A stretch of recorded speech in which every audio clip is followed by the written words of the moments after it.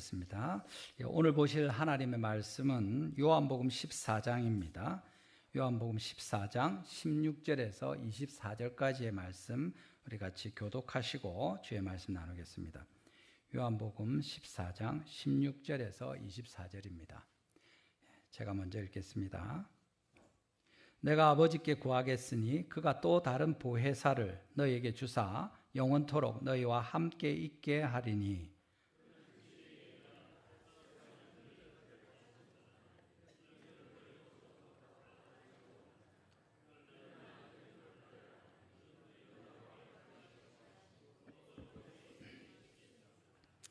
내가 너희를 고아와 같이 버려두지 아니하고 너희에게로 도리라.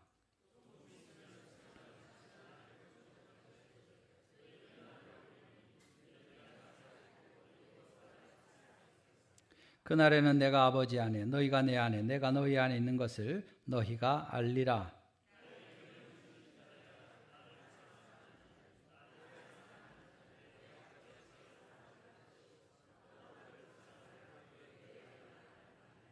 가룟 아닌 유다가 이르되 주여 어찌하여 자기를 우리에게는 나타내시고 세상에는 아니하려 하시나이까.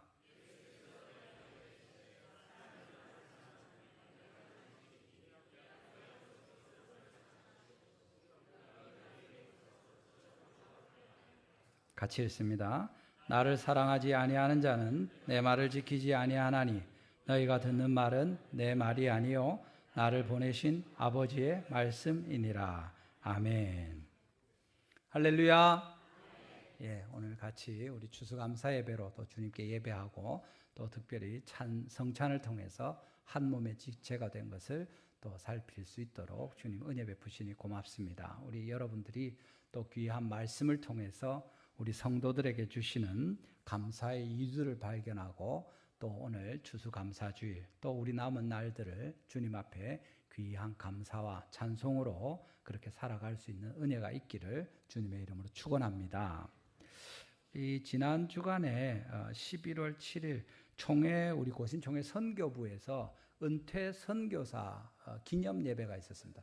8가정의 선교사님들이 평생에 헌신하시고 이제 은퇴하시는 그런 자리였는데 그 8분 보니까 그 한 분 선교사님 이상용 이혜련 선교사님이라고 네팔에 셀파족들을 위해서 성경 번역하는 일을 하셨는데 제가 부산에서 대학교 다닐 때 그때 거의 80년대 말 90년대 초였는데 그때부터 거기서 사역하시던 그래서 와서 선교 보고도 하고 기도도 하고 했었는데 이번에 은퇴하시더라고요. 그러니까 그때부터만 세도 한 35년 넘게 그 평생에 사역을 하셨는데 참 귀하고 복되다 하는 생각을 했습니다. 우리가 추수감사절 이렇게 하면 보통 사람들이 미국의 추수감사절을 떠올리기도 하고 그 미국 사람들이 북아메리카 원주민들이랑 또 어렵고 힘든 시간을 지나서 한 해를 잘 보내고 첫 결실을 맞을 때 고마운 마음으로 이렇게 말하자면 수확한 것을 나누고 감사함을 나누었다. 또 하나님께 감사했다. 이렇게 합니다. 근데 우리 이거는 물론 그런 부분도 없지 않습니다. 실제로 한 해 추수를 마치고 여러 이런 일들이 마무리될 때 성경에도 있죠. 수장절이라고 추수를 마친 후에 그것을 다 이렇게 정리하면서 한 해를 마무리하는 우리 같으면 추석처럼 그렇게 이제 수확을 갈무리해서 즐거워하고 같이 기뻐하는 부분이 분명히 있습니다. 근데 제가 선교사님 이야기한 것이 사실은 우리 총회 장로교죠. 옛날에 심지어 고신으로 나뉘기도 전에 1914년 제3회 총회에서 선교에 대한 감사일로 지정한 것이 지금까지 이어져 내려오는 것입니다. 그것은 11월 첫째 주일 수요일에 조선에 도착한 천 선교사들을 기념하기 위해서 그날을 선교에 대한 감사일로 지정해서 그것이 지금까지 말하자면 기독교회의 우리 장로교회의 추수감사일로 이어져 내려오고 있는 것입니다. 우리가 아까 찬송도 특송 여기 찬양대 할 때 하나님께서 우리 풍성한 곡식과 이런 것들 주신 것 감사하는데 한편으로는 당연히 한 해 동안 우리 육체와 또 삶에 필요한 것들을 주님 채워주시고 먹여주시고 지키고 보호해 주신 것에 감사하는 것이 당연한 일입니다. 그렇지만 그것뿐만 아니라 우리의 영혼을 하나님께서 한 해 동안 붙들어 주셔서 더 주님께 가까이 나아오게 하시고 하나님을 더 깊이 알아가게 하시고 올 한 해 우리가 또 리딩 지저스와 이런 성경 통독하며 또 봄과 가을에 전도하기 위해서 애를 쓰고 수고하고 헌신한 그 열매들을 기뻐하고 즐거워하는 것은 너무도 당연한 일입니다.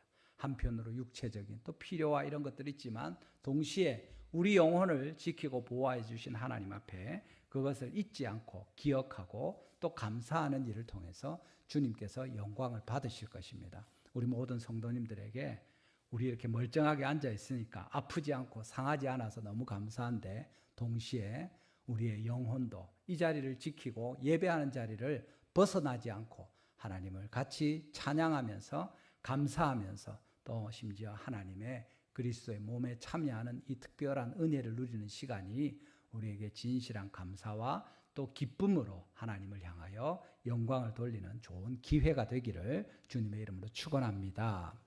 우리 오늘 말씀을 통해서는 특별히 우리 신자가 특별히 믿음으로 살아가는 우리 성도들이 하나님 앞에 중요한 감사의 제목들이 분명히 있다는 사실을 같이 기억하면서 하나님께 우리의 마음을 표현하고 또 높이는 또 우리 오후에는 우리 찬양 율동 대회로 이렇게 시간을 가질 텐데 주님 앞에 진심으로 감사하는 마음으로 찬양도 하고 노래도 하고 우리 또 헌물과 주님을 향해서 우리 자신을 드리는 그런 결단이 있게 되기를 바랍니다. 첫 번째로 우리가 보는 것은 우리 요한복음 14장 1절 말씀인데 예수님을 믿고 근심하지 않는 성도가 하나님께 감사한다는 것입니다. 우리가 예수님을 믿기 때문에 근심하지 말라고 하는 주님의 음성을 듣고 순종하는 자들이어야 한다는 것입니다. 14장 1절 같이 한번 읽어보겠습니다. 시작. 근심하지 말라. 하나님을 믿으니 또 나를 믿으라. 아멘. 혹시 여기 이 자리에 앉아 계신 분들 중에 지금 마음에 근심이 있는 사람이 있습니까? 어떤 종류의 것이든지 그러면 주의 말씀을 들으시기를 바랍니다. 뭐라고 하십니까? 너희는 마음에 근심하지 말라. 나는 아무 근심할 게 없다. 나는 요즘같이 좋을 때가 없다. 할렐루야. 너무 감사한 일입니다. 근데 많은 사람들이 그렇지 않습니다. 온갖 다양한 종류로 근심하고 걱정합니다. 우리 지난주에 수능이 끝났죠. 수능 끝난 아이들은 이제 아무 근심 걱정이 없습니까? 그렇지 않습니다. 수능 끝나면 이제 성적 나올 거 걱정해야죠. 수시로 하고 이제 성적만 나오면 끝나고 수시 합격이 된 아이들은 훨씬 마음이 좋을 것 같습니다. 그렇지만 뭐 합격이 됐다고 해서 모든 게 해결되는 게 아니잖아요. 심지어는 합격이 안 된 경우에 정시에 지원하고 이렇게 할 때 제가 전에 보니까 빨리 이렇게 결정이 나면 11월, 12월 초에도 이제 잊어버리니까 지나가는데 음악이나 체육이나 이런 실기를 치는 아이들 같은 경우에 그 실기 시험을 치러 계속 다녀야 되는 겁니다. 그리고 그 발표가 나는데 빨리 좋은데 빨리 나는데 돼버리면 끝인데 안 나면 계속 기다려야 되는 거예요. 또 보러 가야 돼요. 또 보러 가야 돼요. 그러면서 마지막에 또 이제 그냥 합격, 불합격 되면 좋은데 보통은 어떤 경우 요즘은 더 그렇게 하던데 워낙 이렇게 지망을 세 군데 같이 하고 이러니까 추가 합격자 명단이 깁니다. 그 애매하게 뒤에 있으면 될 때까지 기다려야 돼요. 마지막에 그 아이들이 이제 접수를 하고 등록금을 내고 할 때까지 끝까지 기다리는 겁니다. 심지어 2월 말 내년 3월 초에 그때도 이제 연락이 오는 거죠. 아이고 추가 합격했습니다 하면 제가 아는 아이가 있었는데 그 이제 악기를 하고 이랬는데 보니까 끝까지 기다리다가 진짜 2월 말 3월 첫 주 그때 발표가 나가지고 집에 전화가 와서 합격했다고 이러니까 그 할머니와 뭐 온 식구들 부둥켜 안고 울었답니다. 너무 기쁘고 감사해서. 그래도 또 일들이 있죠. 우리 살아가는 일들이 그렇습니다. 근데 지금 아이들 보고 아이고 네가 무슨 걱정이 있냐 하지만 어른만 걱정 있고 아이들은 걱정 없습니까? 고3뿐만 아니라 중학생, 꼬마들도 요새 고민이 많습니다. 공부를 너무 많이 해가 스트레스를 받기도 하고 여러 어려움들이 있고 지금 어른들 중에서도 뭐 며칠 전에 어떤 분을 만났는데 트럼프가 된 것 때문에 너무 걱정을 하는 사람들이 있는 거예요. 우리나라 경기가 어떻게 될지 특히 소상공인들 같은 경우는 정책 하나 둘이 바뀌고 이렇게 되는 데 따라서 전혀 이 분위기 달라지고 사람들이 돈을 쓸까 말까 이거에 따라서 매출이 뭐 차이가 확 나버리니까 경기가 얼어붙을 수도 있고 이러니까 신경을 바짝 쓰는 것. 온갖 걱정을 다 해야 됩니다. 미국의 대통령이 누가 됐는지 그것 때문에 우리가 고민을 하고 있어야 되니까. 예, 우리나라는 말할 것도 없고 걱정 근심할 일이 없다고 주님이 말씀하시지 않습니다. 뭡니까? 근심하지 말라고 하시는 겁니다. 너희 삶 속에 온갖 걱정 근심할 일이 막 진짜 천지에 가득 쌓였어도 너희는 적어도 너희는 마음에 근심하지 말라 하고 이야기하고 있는 겁니다. 그런데 여러분 이 제자들의 형편이 지금 그렇게 썩 좋지 않습니다. 제자들은 너희는 아무 걱정 안 해도 된다. 근심 걱정할 거 없게 내가 만들어주겠다. 예수님이 그렇게 얘기하시는 게 아닙니다. 사실 지금 13장의 바로 앞에 내용들을 보면 예수님이 걱정, 근심할 걸 잔뜩 던져놓은 것 같습니다. 그러고서 예수님이 너희는 마음에 근심하지 말라. 하나님을 믿으니 또 나를 믿으라 이야기하시는 거죠. 앞서서 예수님께서 제자들에게 너희 중 하나가 나를 팔리라. 요한복음 13장 21절에 말했습니다. 그러고는 가룟 유다가 나가버렸죠. 그 12 중에 하나가 나갔습니다. 그가 예수님 팔게 됩니다. 거기다가 예수님이 뒤에 33절에 보면 13장이죠. 너희는 내가 가는 곳에 올 수 없다 하면서 예수님이 떠나실 것을 이야기하고 계십니다. 나는 이제 너희를 떠날 거다. 그런 이야기 하시는 거죠. 사실 지금까지 자기들의 고기와 배와 생업과 가정을 버려두고 예수님 쫓아왔는데 이분이 메시아인가 보다 해서 헌신하고 달려왔는데 이제 거의 다 된 것 같은데 갑자기 예수님이 나는 떠난다. 너희들 걱정하지 마라. 이렇게 이야기를 하시는 거예요. 어떻게 이럴 수가 있습니까? 이게 말이 됩니까? 이제 같이 가자. 이제 다 됐다. 왕이 되고 너희들은 총리가 되고 한 자리씩 차지하게 해줄게. 걱정하지 마라. 이래야 말이 되지 않습니까? 나는 떠난다. 너희는 걱정하지 마라.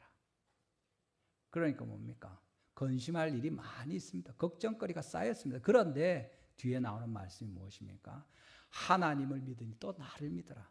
야, 내가 떠난다고 해서 너희들 걱정하지 마라. 걱정할 거리가 많는데 그래도 너희는 걱정 안 해도 된다 이야기하시는 겁니다. 그게 뭡니까? 예수님을 믿으라고 하시면서 주시는 말씀이 더 정확하게 이야기해 줍니다. 사실은 도마를 통해서 말씀하시죠. 주여 주께서 어디로 가시는지 우리가 알지 못하거늘 그 길을 어찌 알겠습니까? 이야기하니까 이 도마에 어떻게 보면 어리석어 보이는 질문을 통해서 우리를 가르쳐 주시는 거죠. 우리에게 길은 어디고 어디로 가시는지를 알려주기 위해서 도마에게 정확하게 이 질문을 하게 만드시는 거죠. 그래서 뭡니까? 어디에 목적지가 뭡니까? 아버지께로 가는 것입니다. 아버지 집에 거할 처소를 예배하러 가시는 것이고 그럼 길은 뭡니까? 예수님이 이야기하시죠. 우리 본문 요한복음 14장 6절 말씀 같이 읽어보겠습니다. 본문 6절입니다. 시작. 내가 곧 길이요 진리요 생명이니 나로 말미암지 않고는 아버지께로 올 자가 없느니라. 아멘. 너희에게 이 믿음이 필요하다. 내가 누구냐? 내가 곧 그 길이다. 너희가 아버지께로 갈 수 있는, 내가 아버지께로 가서 처소를 예배하고 너희에게로 돌아와서 너희를 인도할 텐데 내가 그 길이다. 그 유일한 길이고 다른 길은 없다고 여기 헬라어에도 정관사를 써서 그 길이라고 이렇게 되어 있습니다. 왜 그 길입니까? 예수님이 유일한 그 길이십니까? 뒤에 나오는 것처럼 예수님이 참된 진리이시고 예수님이 부활과 생명이시고 예수님께만 이 생명이 있기 때문입니다. 거짓됨이 없으신 유일한 완전하신 하나님이시면서 참 사람으로 오셔서 우리 가운데서 온전한 길을 보여주시는 참되신 분 바로 이 예수님이 우리의 길이 되셔서 그를 통하여서 영원한 생명에 이르게 되고 아버지의 집에 이를 수 있는 바로 그 유일하고 둘도 없는 우리의 중보자이시고 구원자이신 이 예수님을 너희가 믿어야 할 것이다 하고 말씀하시는 것 같습니다. 사도행전 4장 12절도 우리 같이 한번 읽어보겠습니다. 사도행전 4장 12절입니다. 시작.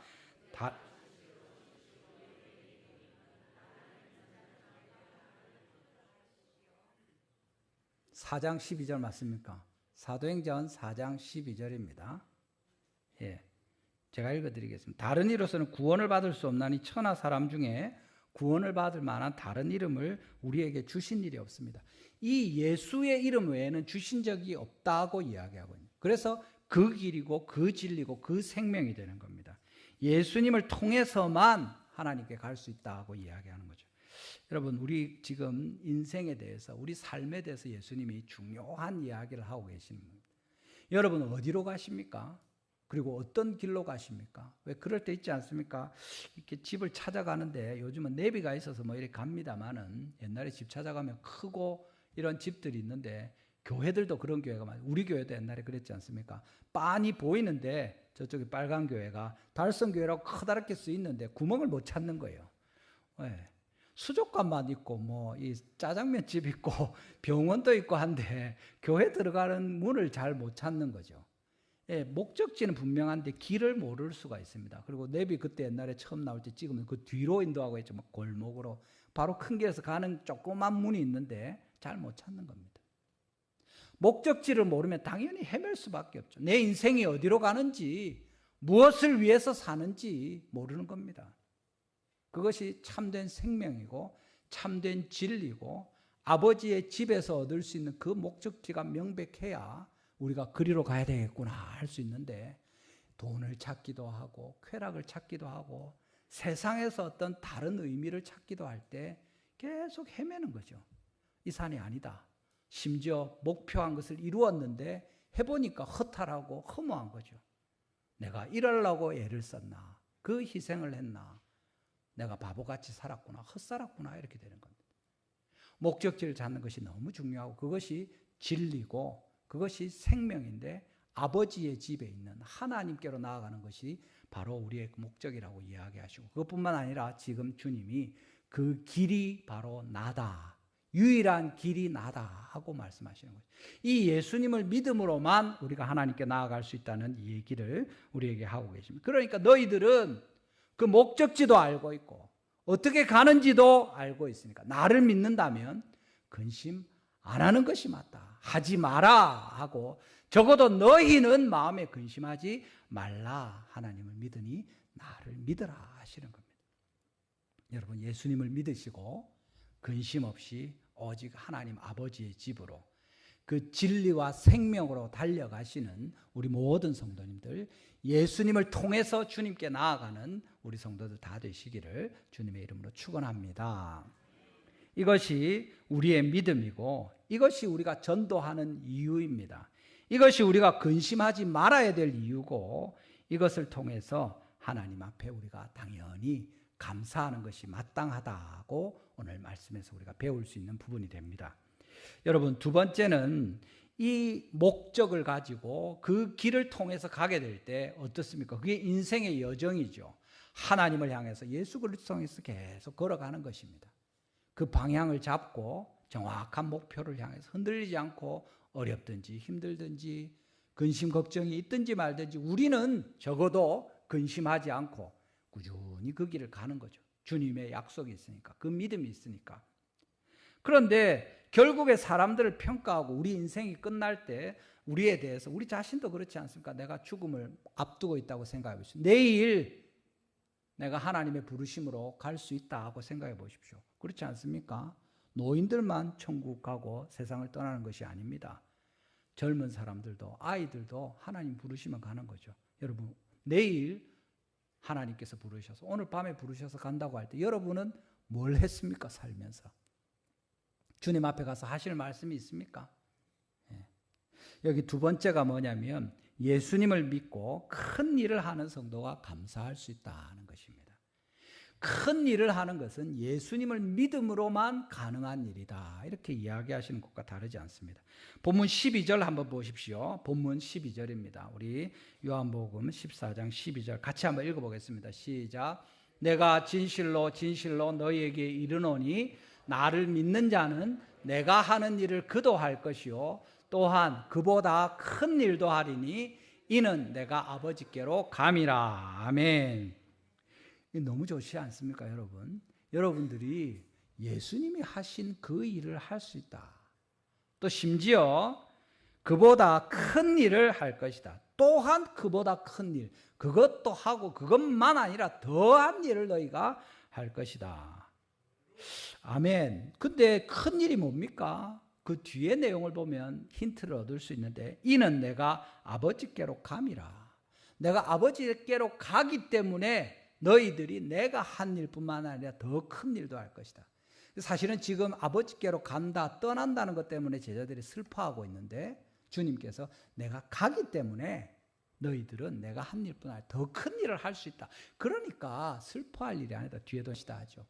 근데 그러면 예수님이 떠나셔서 아버지께로 가시면 어떤 일이 있게 됩니까? 16장 7절에도 나오는 것처럼 내가 떠나가는 것이 너에게 유익이다 이렇게 하는데, 예수님 가시면 오늘 본문 16절에 무슨 말씀이 있습니까? 내가 아버지께 구하겠으니 그가 또 다른 보혜사를 너희에게 주사 영원토록 너희와 함께 있게 하리니. 내가 구하여서 또 다른 보혜사, 누굽니까? 성령님을 보내주셔서 너희와 함께 있게 하겠다. 내가 가야 그분이 오실 것이고, 그가 너희와 함께 있는 이것이 너희가 내가 한 일, 그리고 그보다 더 큰 일도 할 수 있는 근거가 된다 이야기하시는 겁니다. 여러분, 이것이 주님께서 우리에게 말씀하시는 이야기입니다. 여러분들이 예수님이 하신 일, 더 큰 일도 하실 수 있습니다. 당장의 제자들이 들을 때는 어떻습니까? 주님이 떠나가셔야 그 일을 할 수 있어서 기다려야 됩니다. 기다렸죠. 예수님이 십자가에 죽으시고 부활하셨고 승천하셨고, 그 다음에 어떤 일이 있습니까? 떠나가신 후에 약속대로 오순절에 성령이 교회에 임하신 후에 하나님께서 주의 제자들에게 성령이 임하셨으니까 권능을 받고 예루살렘과 온 유대와 사마리아와 땅끝까지 이르러 내 증인이 될 것이다. 내가 떠나가니까 성령님이 오시고 그를 통하여 너희가 권능을 받고 하나님의 능력 있는 일들을 행할 것이다. 이것이 하나님의 일입니다. 사실은 성령님께서 우리에게 권능을 주시고 하나님의 예수님의 가르쳐 주신 것을 깨닫게 해주시고, 그래서 우리가 순종하면서 복음을 전하게 하시고 하나님의 일들을 이루십니다. 제자들은 어땠습니까? 심지어 예수님이 3년 동안 직접 이적을 행하시고 가르쳐 주시고, 사람들에게는 그냥 비유로 말씀하시고 제자들에게 따로 상세하게 이야기해 주지 않았습니까?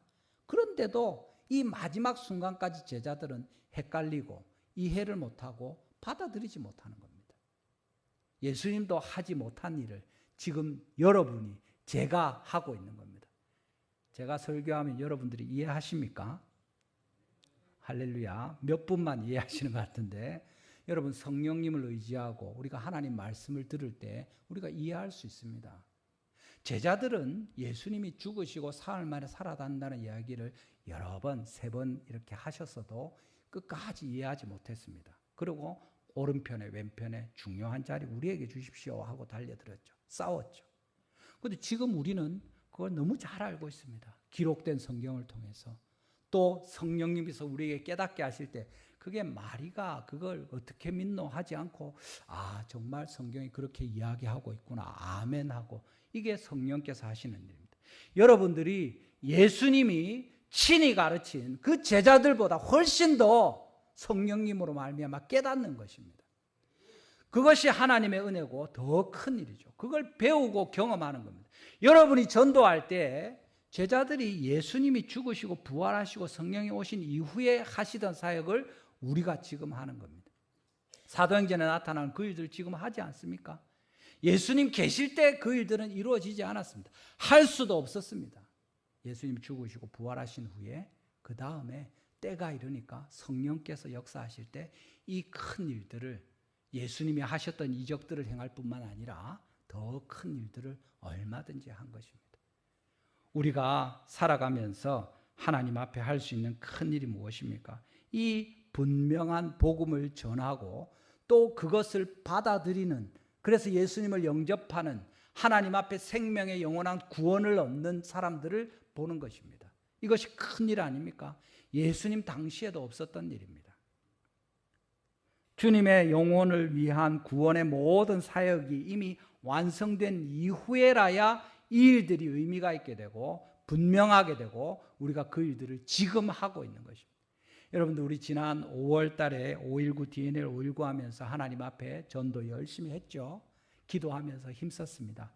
전도에 많은 씨앗을 뿌렸고 그게 얼마나 되는지 우리 알지 못합니다.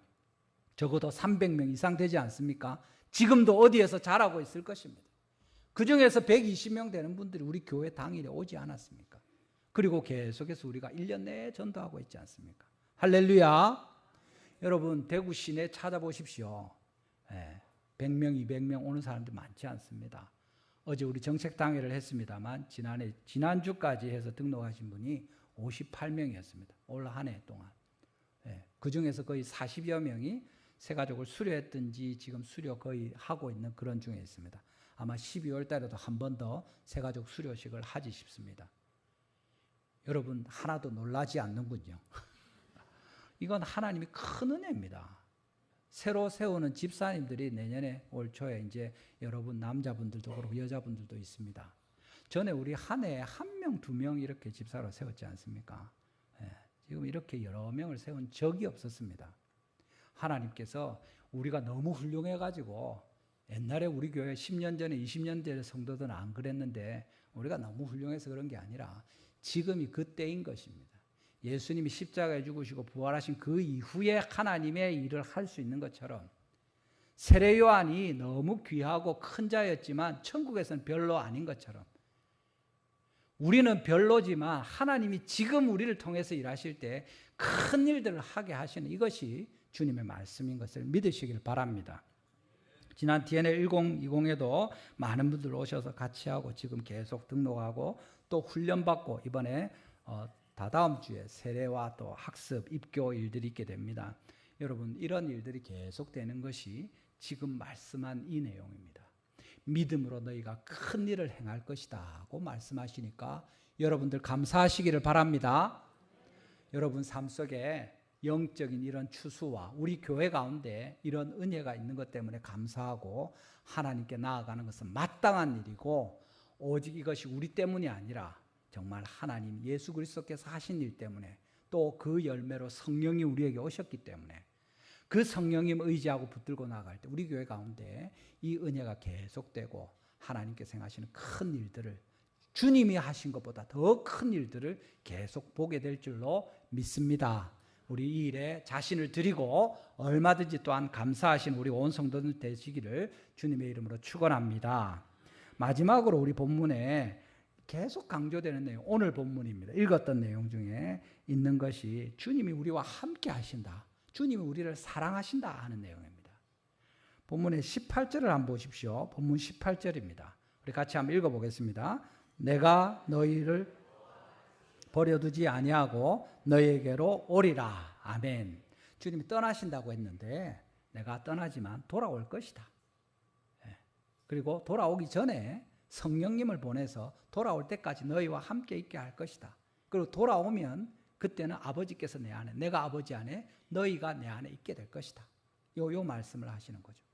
근데 여기 재밌는 것이 고아와 같이 이렇게 되어 있습니다. 고아.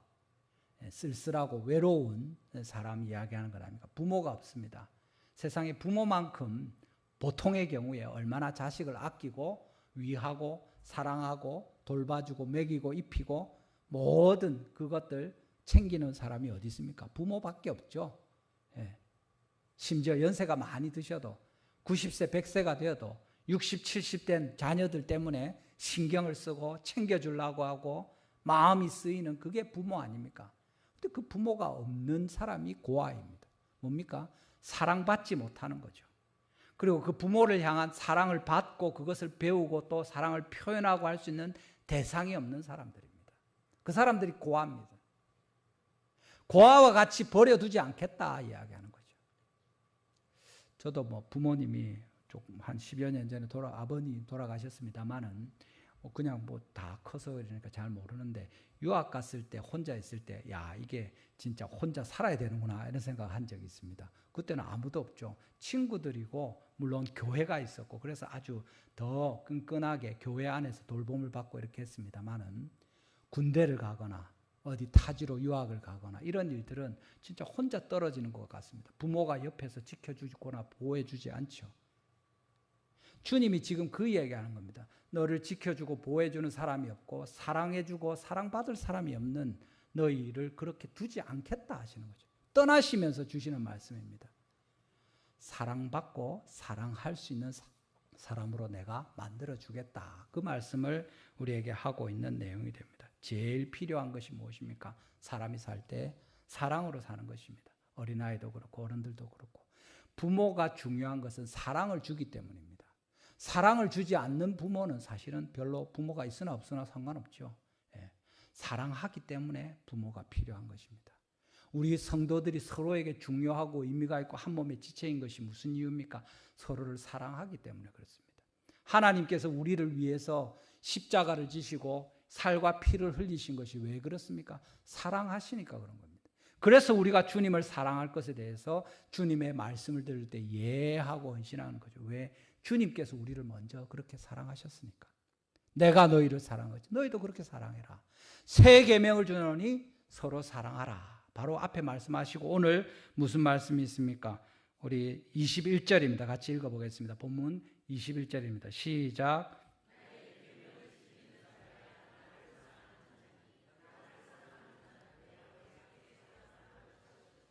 나도 그를 사랑하여 그에게 나를 나타내리라. 아멘.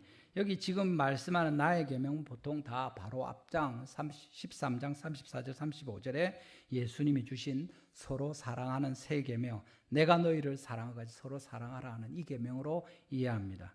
우리가 예수님을 사랑해서 서로를 사랑할 때 하나님께서 우리를 사랑하실 것이고 예수님도 우리를 사랑하시고 우리에게 예수님을 나타내실 것이다 이야기하는 겁니다. 여러분 가족 모임이든지 우리 공동체나 교회가 예수님을 나타내는 방법이 어디 있습니까? 우리가 안에 주님이 함께 하신다는 것을 표현하는 방법은 무엇입니까? 주님을 사랑해서 우리가 서로를 사랑하는 것입니다. 이 계명을 지키는 겁니다. 그러면 우리가 주님께 사랑을 받는 사람들로 살 수 있고 그렇게 평생에 하나님 은혜 가운데 살 수 있다고 우리에게 가르쳐 주시는 내용이죠. 여러분 우리 달성교회 가운데 이런 은혜가 있기를 바랍니다.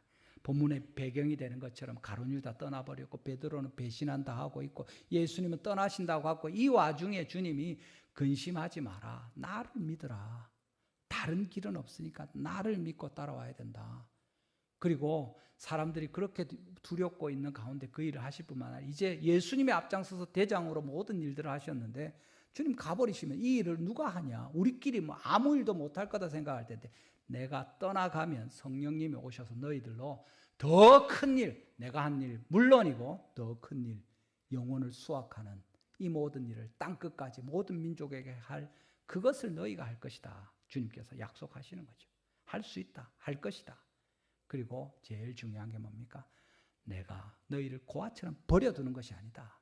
성부께서 성령을 보내주실 뿐만 아니라 내가 갔다가 다시 돌아올 때 성부와 성자와 성령이 너희 가운데 함께 하시면서 그 사랑이 너희 가운데 있는 것을 너희가 알게 될 것이다 하고 말씀하십니다. 오늘 우리가 이 땅에 살아가는 것이 바로 그것을 경험하고 주님 오시기 전까지 성령님에 의해서 이 일들을 감당하는 것입니다. 큰 일을 감당하면서 근심할 일들이 아무리 쌓였어도 믿음을 가지고 근심하지 않으면서 주님을 신뢰하고 순종하여서 사랑함으로 서로를 돌볼 때 거기에 예수님이 나타나시고 거기에 성령님이 함께 하시고 거기에 아버지의 사랑이 있을 것이다 하고 우리에게 말씀하십니다. 여러분들은 충분히 사랑을 받고 있습니까?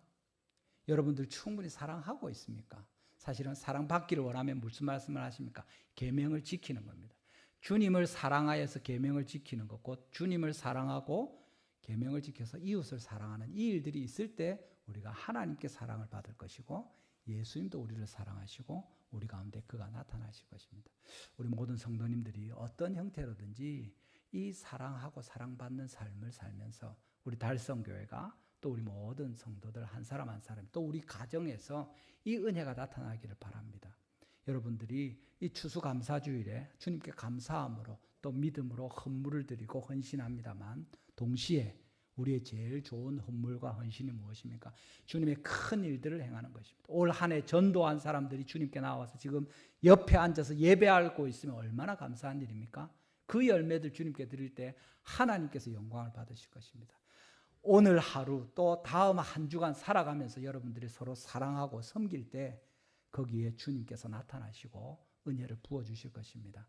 우리가 나는 너무 힘들고 괴롭다, 근심 걱정이 많이 쌓였다, 그렇게 어떻게 해결할까 온데 방법을 찾고 헤맬 것이 아니라 오직 하나님 아버지의 집을 기대하고 소망하면서 예수님을 신뢰하고 그 길을 따르면서 근심하지 않고 나아갈 때, 또 그 가운데 예수님을 신뢰함으로 우리가 믿음으로 서로 사랑할 때 하나님의 사랑을 우리가 얼마든지 누리게 되고 주님께서 허락하시는 성령님으로 말미암는 큰 일들을 감당하게 될 것입니다. 이런 모든 주님의 은혜가 임하시는 우리 온 성도님들 가정과 우리 달성교회 되기를 주님의 이름으로 축원합니다. 우리 시간 한번 말씀을 기억하시면서 함께 기도하면 좋겠습니다. 여러분, 우리 가운데 근심이 있습니까? 어떤 것이든지 지금 주님 말씀 들으시면 좋겠습니다. 근심하지 말라고 말씀하십니다. 예수님이 길이기 때문에, 예수님을 통해서만 진리와 생명에 이룰 수 있기 때문에 그를 믿고 근심하지 말라고 하십니다. 우리가 아무 일도 못하고 무력하고 그냥 소망도 없이 그렇게 하찮게 살아갑니까? 그렇지 않습니다. 우리가 예수님을 믿을 때 큰 일, 예수님도 하지 못하셨던 그 큰 일을 우리를 통해서 주님이 이루실 것을 말씀하십니다. 실제로 지금 우리 교회를 통해서 하나님께서 그 부흥의 일들을 이루어 가고 계신 것을 믿으시고 감사함으로 하나님께 더 큰 은혜를 베풀어 주시고 추수할 일꾼 보내주시옵소서, 우리를 사용하여 주시옵소서 기도하면 좋겠습니다. 주님의 사랑을 받고 서로 사랑하고 하나님을 사랑하는 주님의 사랑이 넘치는 달성교회 되기를 소원하면서 우리에게 이미 주신 사랑과 아끼는 것과 귀한 이 선물들을 누리고 주님을 찬송하고 나아가면 좋겠습니다. 하나님, 우리의 사랑이 더 깊어질 수 있도록, 더 넓어질 수 있도록, 더 차별 없이 모든 성도들을 향할 수 있도록, 예수님처럼 생명까지 드릴 수 있도록 도와주시옵소서. 우리 주여 한번 부르시고 기도하시면서 또 이런 제목들로 감사하는 시간 잠시 갖도록 하겠습니다. 같이 기도합니다. 주여 아버지,